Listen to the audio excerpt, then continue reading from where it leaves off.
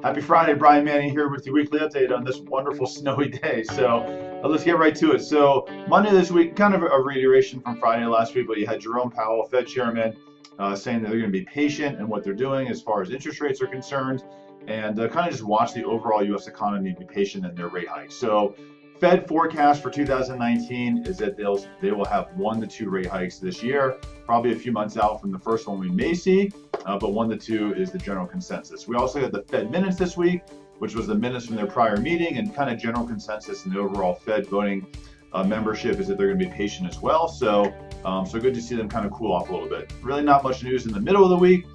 Today we have more news to talk about. So right now stocks are down.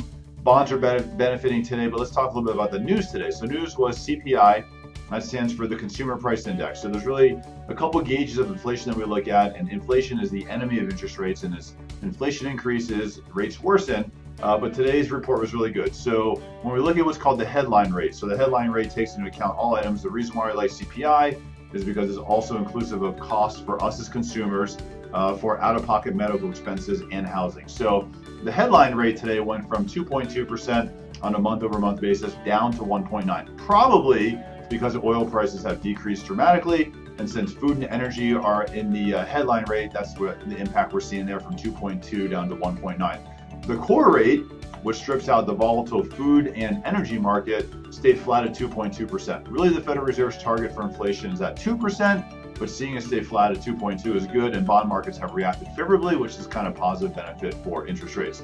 Second thing about today is stocks are down and bonds are benefiting. Why is that? Well, most investors in the stock market right now they're just generally nervous about the government shutdown. I think a lot of people thought it would come to an agreement by now. It wouldn't be this far into it, but it hasn't happened. It looks like both sides have just kind of dug in their heels and nothing's taking place right now.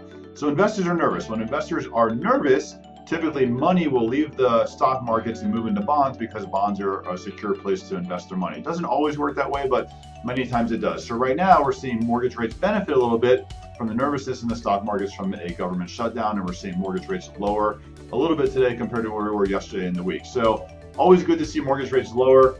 Not really sure that this is the right reason over the government shutdown, but it is what it is, and we're seeing the benefits there. I'm around all weekend. If you have any questions, let me know. If you need a client's pre-approved, if you have any questions, call me, email me, text me. Whatever works for you is good. Whatever works for you is good for me.